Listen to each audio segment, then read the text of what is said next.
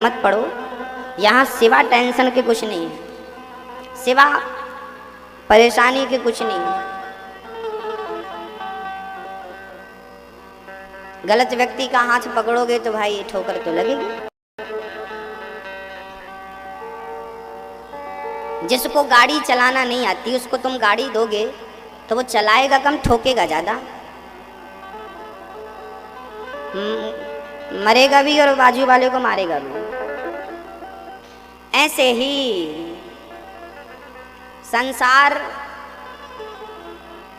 संसार में रहना तो अच्छी बात है, पर संसार के लोगों के बनकर रहना नहीं।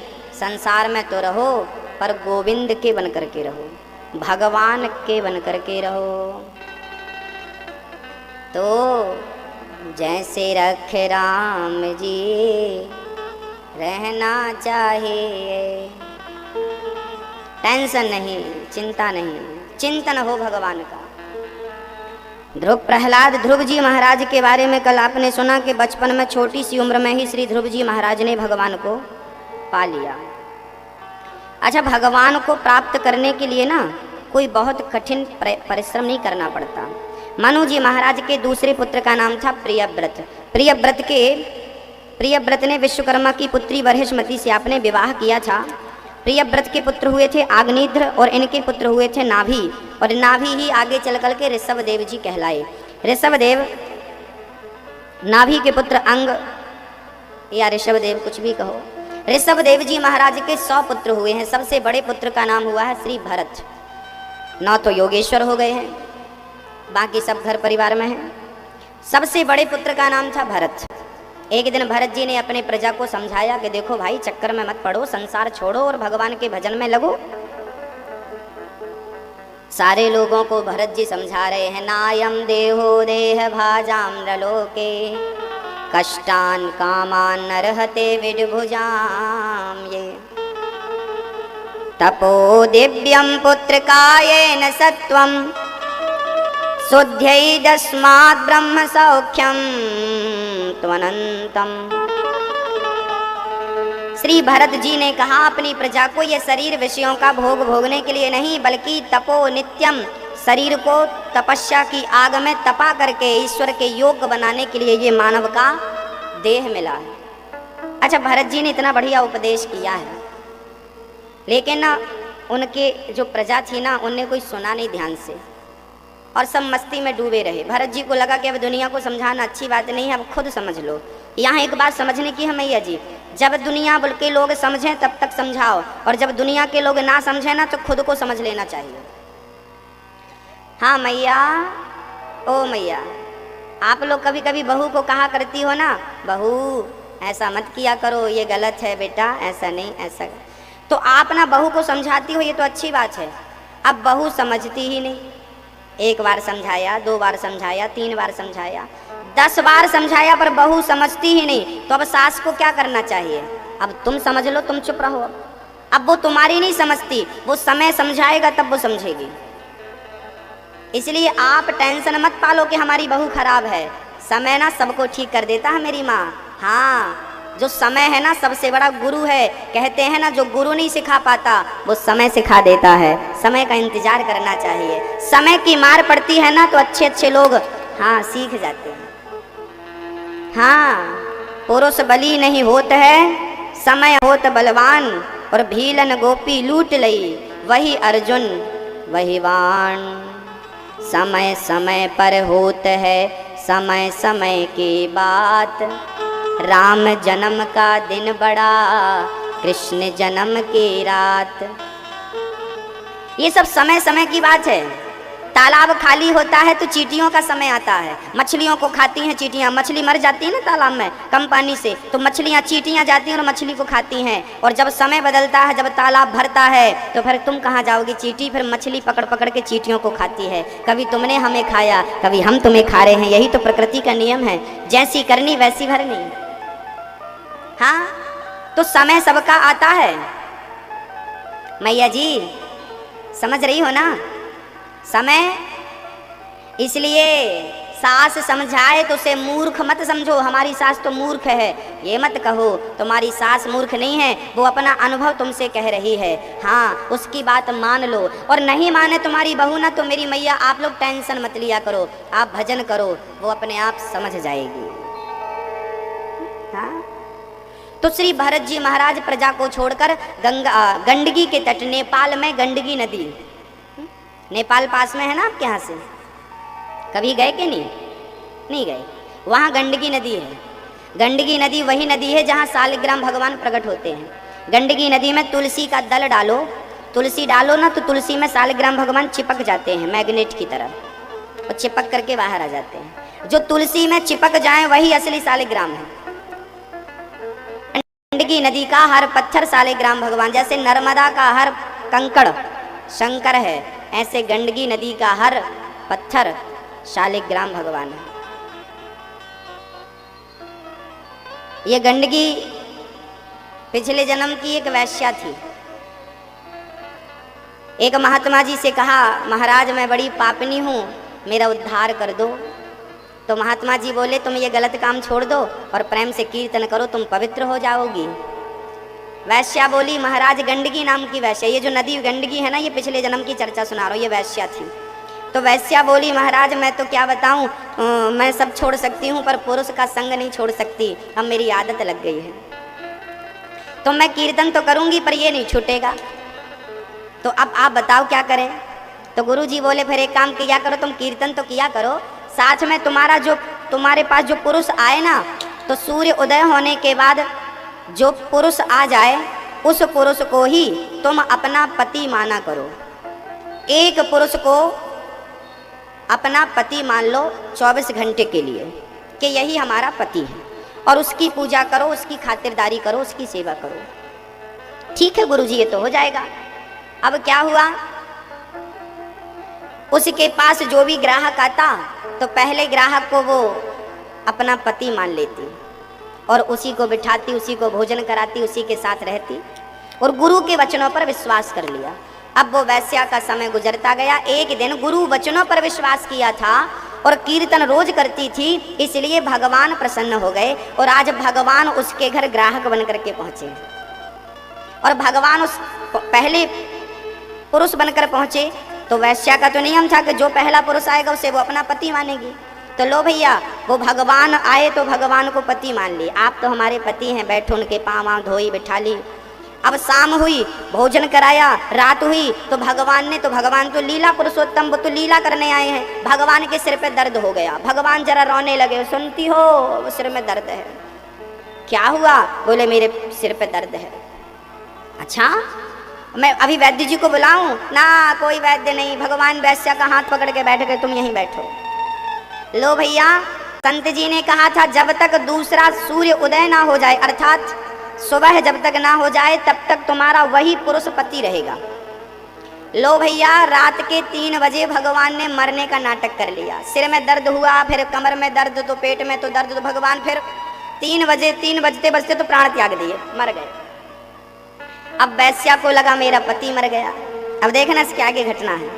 जब भगवान ने मरने का नाटक किया तो वैश्या जो थी गंडकी, इसको लगा मेरा पति मर गया, और पति मरता है तो पत्नी को सती होना पड़ता है। तो मेरा पति मरा है तो गुरुजी ने कहा था ये पति है, तो पति मरे तो पति के संग सती होना जरूरी है।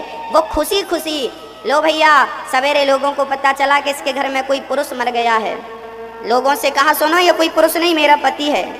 गांव के लोग बड़ी हंसी उड़ाए कि वैश्या का भी कोई पति होता है। लोग कंधे पर रख के ले जाने लगे, चलो गांव में रहेगा, किसका है, कौन है, राम जाने, चलो शमशान ले चलते। भगवान को लोग अर्थी पर बिठा के लेटा के ले गए। अब ये वैश्या भी 16 श्रृंगार करके, माहौर वाहौर लगा के, बिंदिया लगा के, मांग भर के और सब मंगलसूत्र पहन के और चल पड़ी पीछे पीछे। गांव के लोगों ने चिता रखी, चिता पर लिटाया भगवान को, और आग लगाने वाले थे तो गंडकी ने रोका, सुनो आग मत लगाना, चलो आप लोग।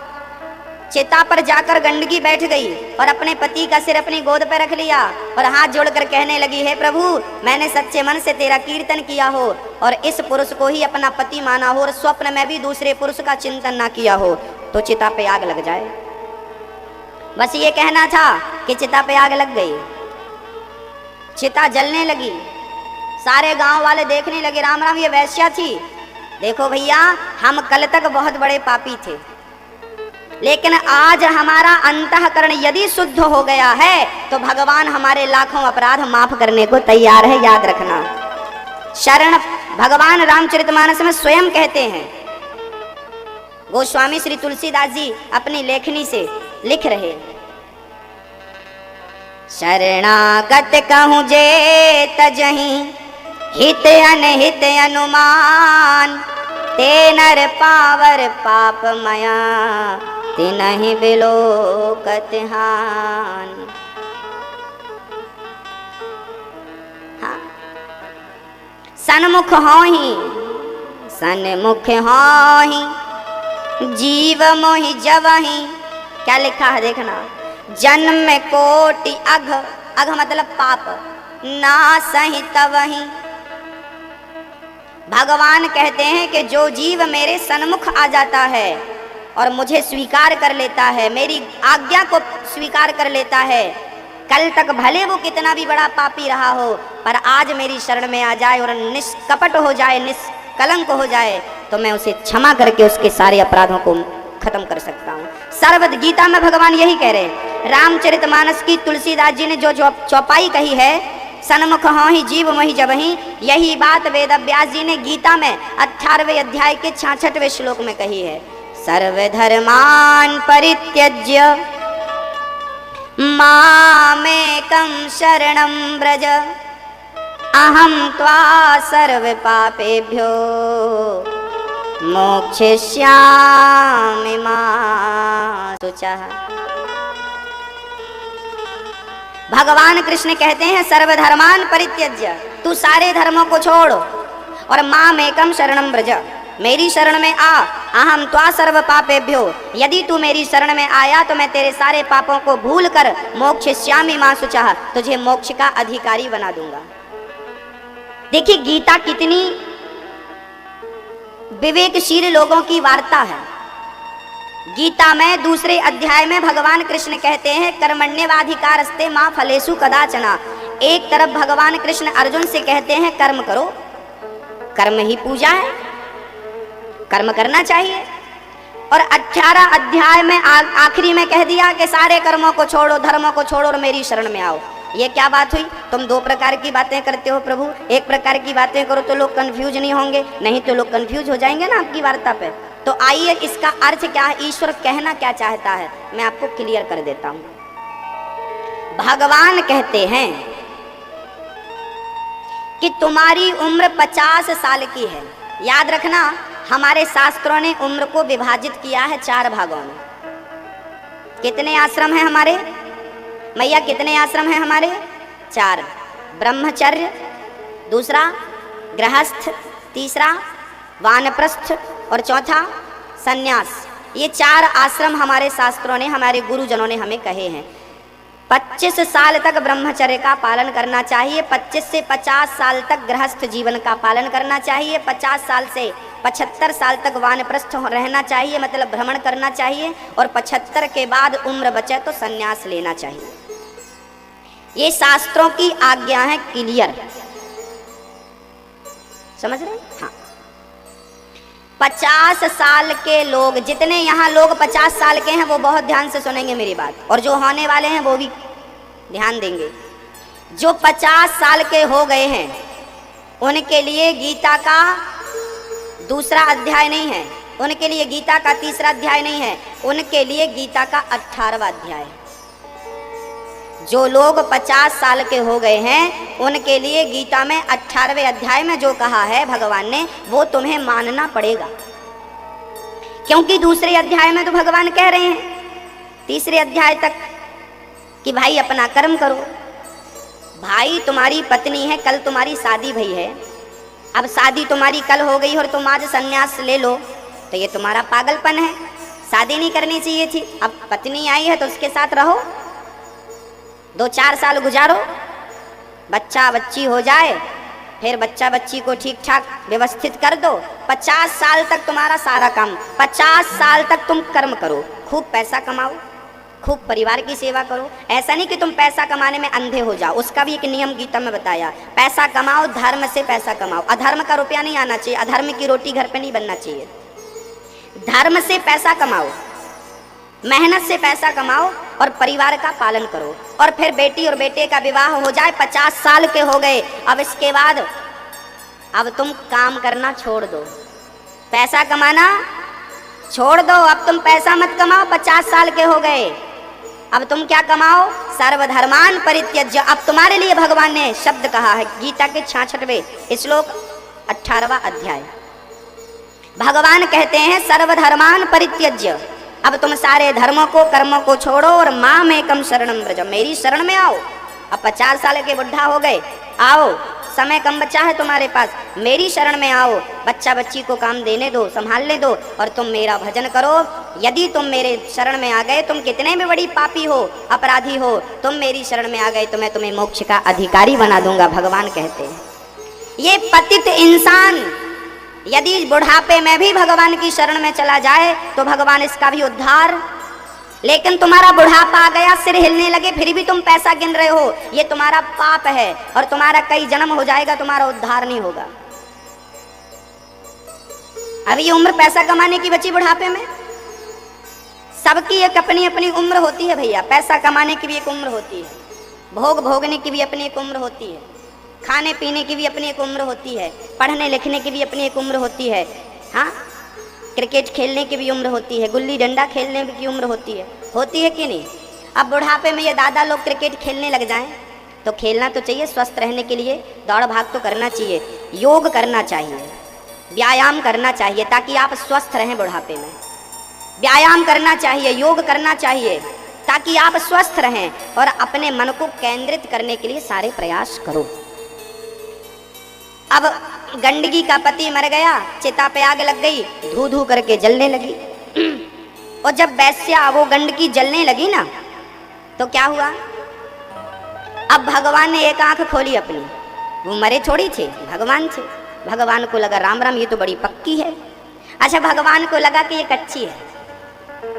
भगवान ना बहुत ठोक बजा के देखते हैं, कच्चा तो नहीं है, पक्का तो है, ठीक है ना। तो भगवान ने एक आंख खोली, शरीर जल रहा था पर वो चुपचाप बैठी थी और भगवान का कीर्तन कर रही, चिता पर बैठ के कीर्तन कर रही। भगवान समझ गए कि ये सच्ची है, गुरु वचनों पर इसने विश्वास किया है, इसलिए मुझे दर्शन देना पड़ेगा। भगवान प्रकट हो गए। अरे देवी गंडकी, तू वरदान मांग, क्या चाहती है? गंडकी बोली, प्रभु आज मैं धन्य धन्य हो गई। आपका सिर मेरी गोद पे था ना, मुझे बड़ा सुख मिल रहा था, ऐसा लग रहा था कि आप मेरी गोद पे सिर रखे रहें और मैं आपको निहारती रहूं, देखती रहूं। प्रभु संभव हो सकता है कि सदा सदा के लिए आपका सिर मेरी गोद पे रखा रहे? भगवान बोले, यदि तेरी यही इच्छा है तो तुझ जैसी पतिव्रता नारी को मैं ये वरदान देता हूँ।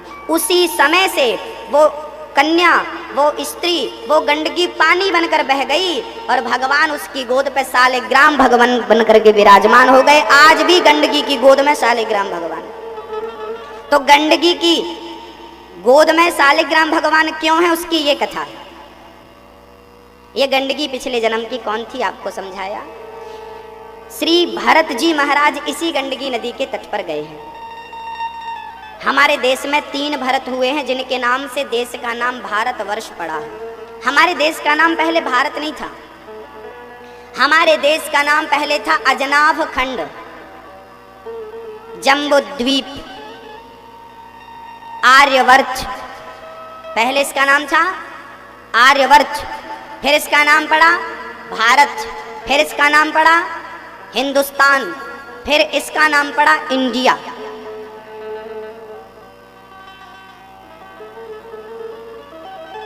तीन भरत हुए हैं, शकुंतला नंदन भरत, राम जी के भाई भरत और एक जड़ भरत, जिनकी कथा हम वर्तमान में आपको सुनाने जा रहे हैं। कृपया बहुत सावधानी से श्रवण करिएगा।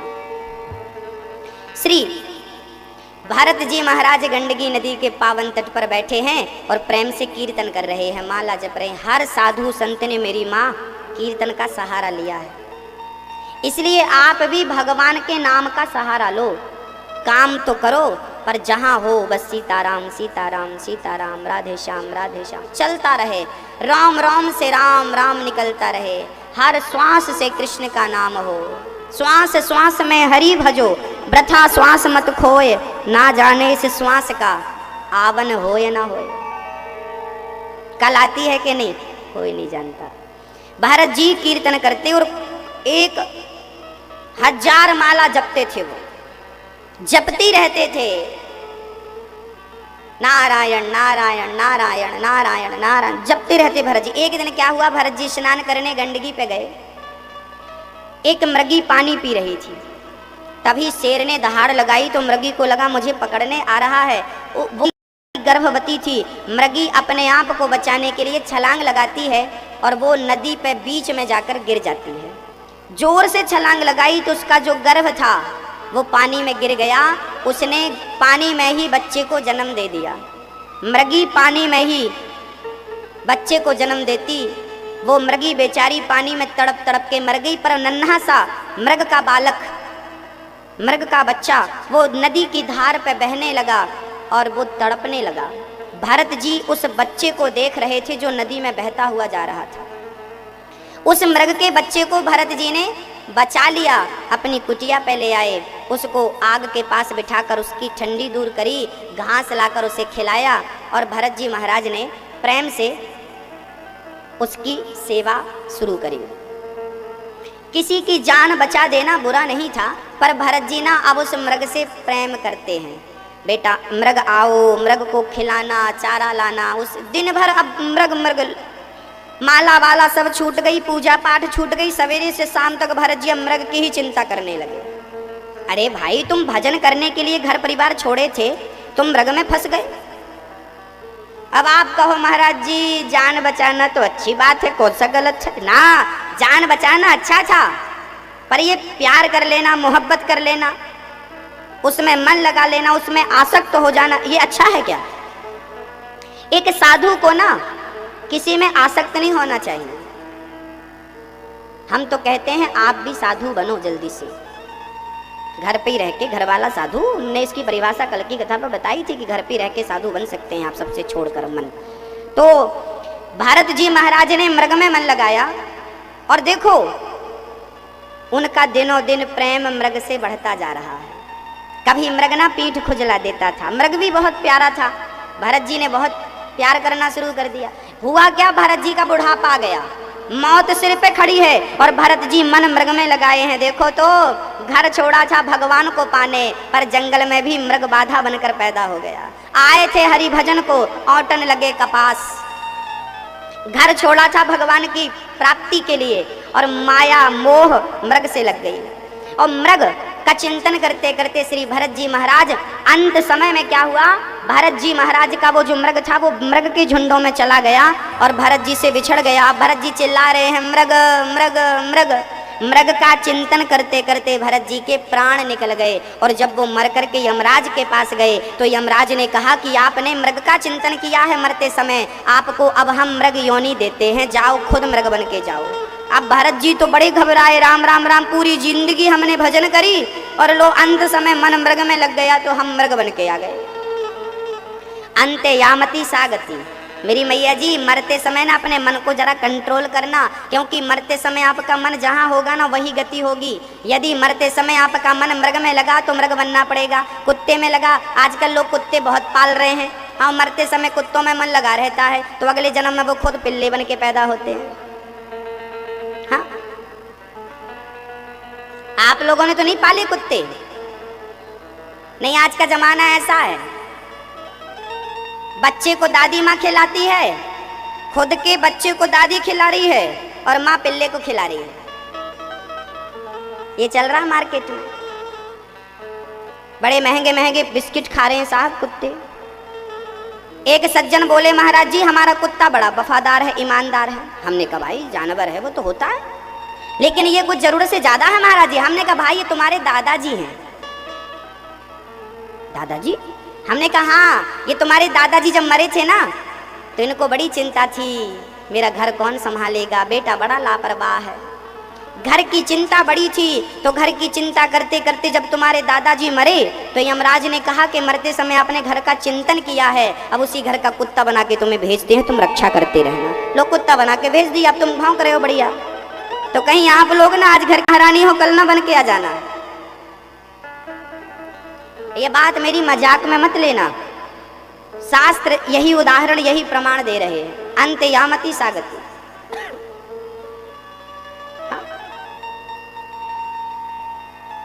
मरते समय बहुत सावधान रहना चाहिए। मरते समय भगवान का नाम मुख से हो, कानों से भगवान की कथा हो। इसलिए हम कहा करते हैं घर मरने के लिए ना परदेश अच्छा है, तीर्थ। मरना हो तो अयोध्या में मरो, मरना हो तो वृंदावन में मरो, मरना हो तो काशी में मरो, मरना हो तो बद्रीनाथ में मरो। तीर्थों में मरोगे ना तो मुक्त हो जाओगे, और घर परिवार में मरोगे तो मैं कह ही चुका हूँ, घर परिवार के लोग मरने भी तो नहीं देते ठीक से। हाँ, बड़ी टेंशन है घर में। और आजकल ना बुढ़ापा, आजकल डॉक्टर बहुत खतरनाक मौत देते हैं।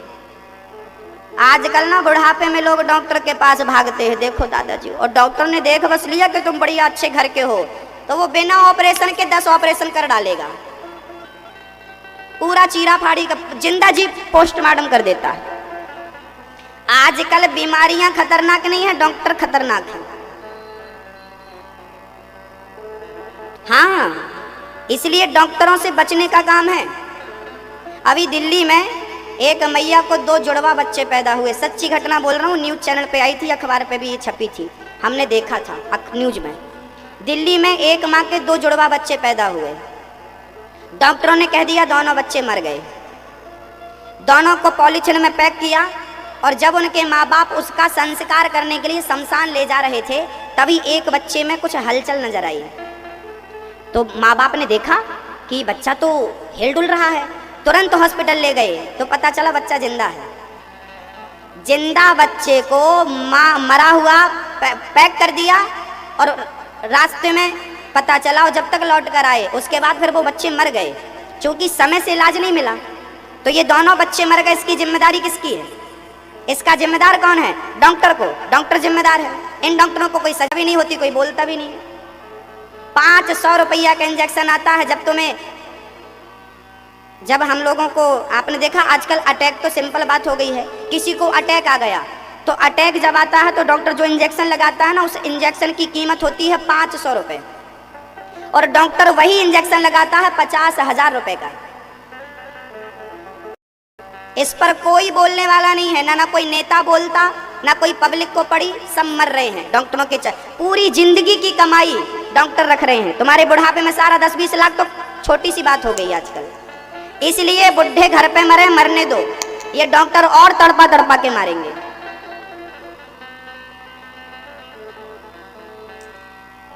₹2 का इंजेक्शन 2000 में लगाते हैं। हमारे दिल्ली के एक भगत थे, उनके पिताजी बीमार पड़े तो डॉक्टर ने कहा हम तुम्हारे पिताजी को एक स्टैंड डालेंगे। स्टैंड डाला, स्टील का स्टैंड। उस स्टैंड की कीमत कितनी? 4 लाख रुपए।